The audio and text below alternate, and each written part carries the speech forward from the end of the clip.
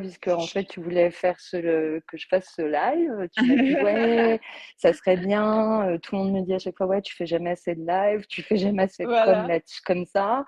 Voilà, on aimerait comprendre des choses ou papoter ou voilà. Donc je suis là et Alors, moi, la question que je me pose, oui. entre autres, c'est comment tu t'es aperçu de ton don? Parce que j'imagine qu'avoir une connexion avec l'invisible, enfin, c'est pas banal.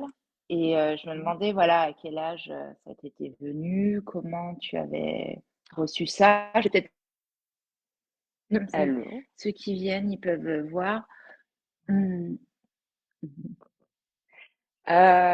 Comment c'est venu? Bah déjà, en fait, moi, ça a pris sa place, mais à l'âge adulte.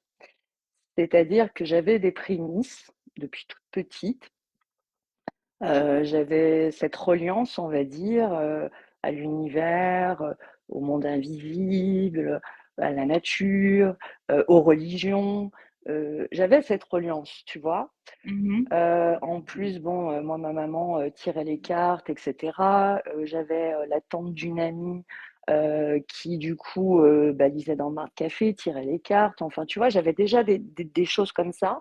Et puis Mhm. moi, à l'adolescence, bah, j'avais aussi le tarot de Marseille, les arcanes majeures. Ouais. J'ai acquis mon oracle des Béline. Enfin, tu vois, des choses comme ça. Donc, j'avais déjà Mhm. un peu ça.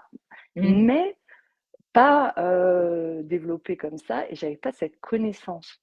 En Mhm. fait, j'avais pas cette connaissance qu'il y avait plusieurs plans de conscience. Mhm. Je faisais pas la différence entre une voyante et une médium, tu vois. Voilà, D'accord. pour moi, c'était pareil. Mhm. J'avais pas cette finesse, on va dire, Mhm. etc. Donc, j'ai cheminé, ma vie a fait que j'ai toujours eu beaucoup d'intuition. Mhm. Des fois, en rigolant avec des amis, je disais, ouais, le jour où je voudrais changer de vie, bah, je ferais voyante. Parce que des fois, j'avais mes amis qui me disaient, ouais, tu nous énerves, tu as toujours raison. Par Ouais. exemple, je sais pas, ils rencontraient quelqu'un et je disais, mais de toute façon, cette nana, elle est comme ci, elle est comme ça, il va se passer ça, ça, ça. Mais tu sais, en fait, comme si tu blagues et puis tu parles et voilà. Bon. Mhm. Et du coup, il y avait déjà tous ces petits prémices. Et j'ai commencé, on va dire, vers 26 ans, à avoir des trucs vraiment chelous. C'est genre en plein milieu de la nuit, à pas Mhm. arriver à dormir et à me mettre à dessiner alors que je savais pas dessiner. Ok. À sentir comme si tu es possédé, tu sais. Et puis, Mhm. j'ai toujours flippé d'un truc, c'est des fantômes. Mais c'est un truc D'accord. de dingue. Ouais. C'est-à-dire, j'ai toujours flippé d'avoir un appart à moi et en fait, de tomber sur des fantômes. Enfin, tu vois, je croyais vachement à ça déjà. Tu Ouais. vois. Bon, après, j'avais fait un truc de Ouija aussi avec des copines. J'étais ado et ça avait fonctionné. Alors, j'ai Ah, c'est su ça. plus tard, en lisant Ouais. le livre des esprits, le livre des médiums d'Alan Kardec, qu'en fait, Ouais. quand tu fais ça, pour que ça fonctionne, ça veut dire qu'il y a à la table en général un médium qui s'ignore. D'accord. Donc Ben voilà. voilà, mais ça je l'ai su, genre, Ouais, je sais ouais. pas, j'avais 14, 15 ans, j'ai dû le savoir, je suis pas bonne en calcul mental, mais genre 13 ans après, un truc comme ça. Puisque moi, en fait, du coup, pour répondre à la question, à quel Ouais. âge? Eh ben, c'était, je devais avoir, ouais, 28 ans. Mhm. 28 ans et ça a été, mais fulgurant. Mhm. C'est-à-dire que, tu vois, il y avait eu des petites étapes comme ça, mais que je n'ai pas identifiées et que j'ai mises de côté, vraiment, véritablement. Et je me disais que j'avais un petit grain, en fait, tu vois. J'étais pas Mhm. comme tout le monde. Ouais. Et à 28 ans, un jour, en pleine journée, pas la nuit, ni rien et tout, j'ai eu une voix dans ma tête et c'était pas la mienne, c'était pas Oh ma putain. confiance. Ouais. C'était Mhm. une voix d'une femme qui me donnait des détails sur la personne avec qui j'étais.